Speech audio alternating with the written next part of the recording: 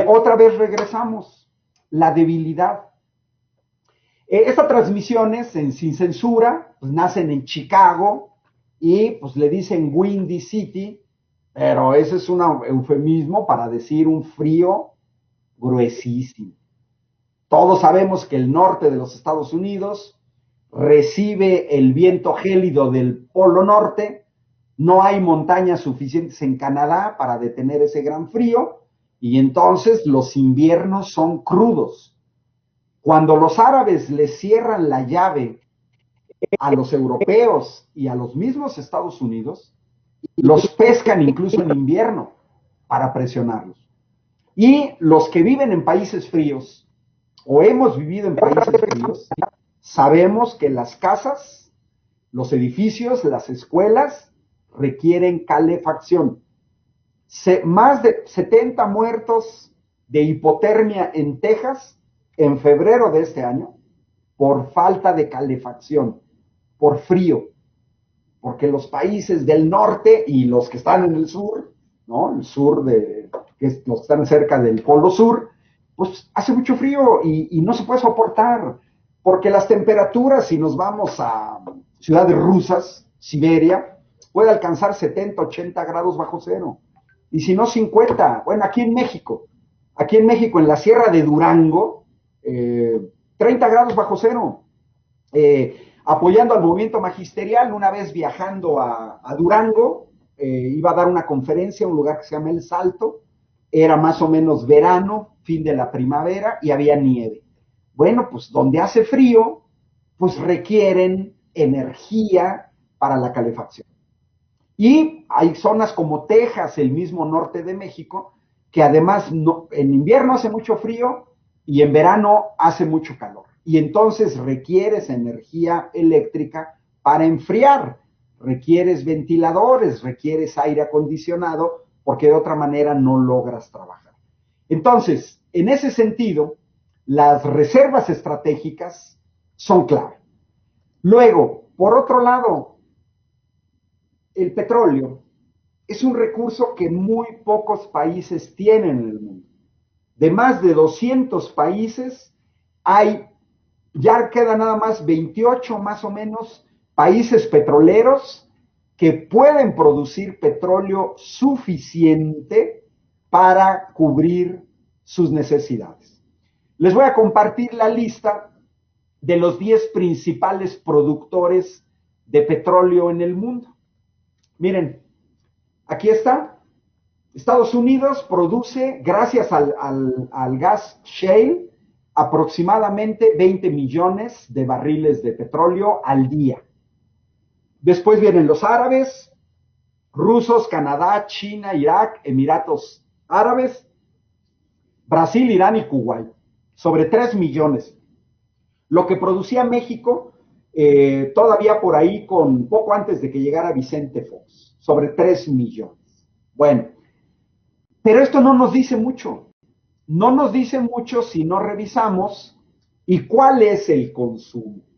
Está bien, los norteamericanos producen 20 millones, pero al día se andan consumiendo 12 millones de barriles.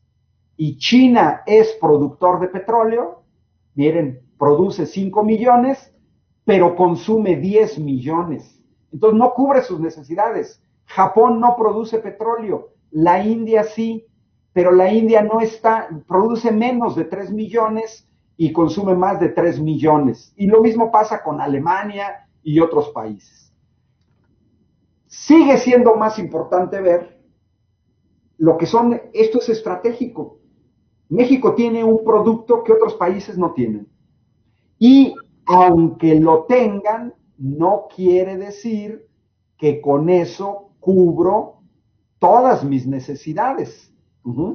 Porque aquí hice yo una gráfica, yo trabajo muchas veces mis propios datos, en donde hago una comparación de los países petroleros. Esta información, mi fuente es un anuario de British Petroleum que pone a disposición del público cada año, en donde simplemente hago la diferencia entre los países que producen petróleo comparado con su consumo.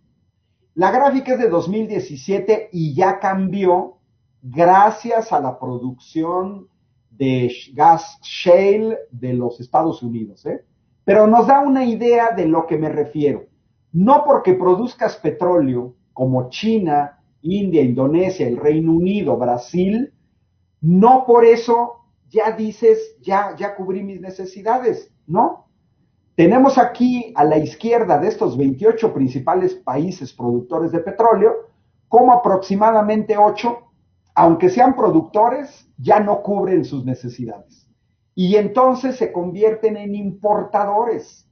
Caso clásico fue Indonesia, Egipto, Argentina, Brasil, el mismo Reino Unido. Pasaron de ser países exportadores a países importadores porque tu industria, tus servicios, tu transporte te lo requiere.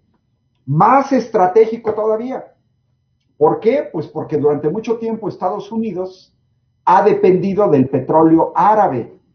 Los Estados Unidos, todos lo sabemos, han detonado guerras. El cerco a Venezuela es por sus recursos energéticos. La intervención en América del Sur, fíjense, son países petroleros.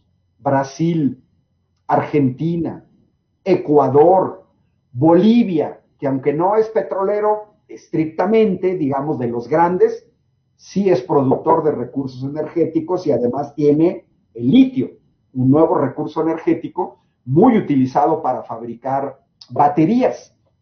Entonces, yo puedo tener petróleo, pero si no me alcanza, pues lo tengo que comprar. Y los norteamericanos invaden Irak, se van contra Irán, apoyan a Arabia Saudita, están en Yemen, porque esa parte del estrecho de Hormuz es estratégica. Entonces, regresando al origen de esta plática, nos debe de quedar claro que no se puede tratar ni la energía eléctrica ni los hidrocarburos como si fuera cualquier mercancía. No. Esto lo tenemos que pensar, aunque yo no gane dinero, ojo, porque las empresas públicas, las paraestatales, no están diseñadas para el lucro, están diseñadas para cubrir necesidades. Aunque no gane dinero, es estratégico. No puedo depender del extranjero. Entonces, en ese sentido, pues vamos a ir dando datos que vayan desmintiendo poco a poco esta narrativa chafa, hay que decirlo, narrativa chafa de la derecha mexicana, muy ignorante. Veíamos aquí me mandaron un video en mis redes, en WhatsApp, en donde hacen la entrevista a una serie de gente fifí que acusa a la gente chaira de no estar preparado, de no tener información, etcétera, cuando al revés, ellos son los que desconocen cuestiones mínimas, así, mínima. En ese sentido, por ejemplo, pues yo observo cómo se compran algo muy barato. Yo utilizo mucho, le agradezco a Sergio Olvera León, si me está viendo, ingeniero en sistemas computacionales, que lo conocí en la carrera de matemáticas aplicadas de la Universidad Autónoma de Querétaro, y que me regaló una frase del Príncipe de Maquiavelo. Me la recordó y fui a checar lo que decía Maquiavelo. Hace 500 años, 1500 más o menos, Maquiavelo decía, para que yo engañe a alguien, se necesita del otro lado alguien que se deje engañar. Queremos contribuir desde este espacio, los domingos de 2 a 3, a que no caigan en las garras de Maquiavelo, a que no los engañen y a que además ustedes se conviertan en transmisores de estos datos. Son muy sencillos, no necesito memorizarlos. La idea central es darse cuenta, mira, necesitamos esto, ¿quieres esto? ¿No quieres usar combustibles fósiles? Perfecto, cambia tu estilo de vida y ponnos el ejemplo, porque también está perfectamente demostrado que los países que más contaminan son los países que más dinero tienen. Pero eso no lo dicen. Nunca se van a pelear con los norteamericanos para decirles que las emisiones de gas invernadero se nos está acabando el tiempo, les comparto un último dato para que vea la derecha mexicana contra quién tiene que dirigir sus baterías, que no es contra su propio país, porque si ellos quisieran, miren, vemos en estas emisiones de gases de efecto invernadero, vean a la derecha cómo a mayores ingresos, mayor contaminación. Es decir, no es responsabilidad de los países pobres esta gran contaminación en el mundo. Absolutamente no. ¿De dónde saca esta derecha chafa que México es contaminante? No, no es cierto, no es cierto. Estos datos nos muestran muy claro que las principales contaminadores en el mundo son los países ricos. Ya posteriormente haremos alguna otra sesión de debate con estos ambientalistas, pseudoambientalistas. Yo respeto mucho a los ambientalistas, yo soy ambientalista, reciclo mi basura, reciclo mis baterías, trato de no usar plástico, etcétera. Y trato de usar también energía. Ajá. Bueno, pero hay unos chafas que en realidad lo único que hacen es aparentan ser ambientalistas porque desconocen totalmente la situación que se vive en el mundo. No conocen, no checan datos, andan por la vida en Twitter, andan por la vida en Facebook, repitiendo tontería y media.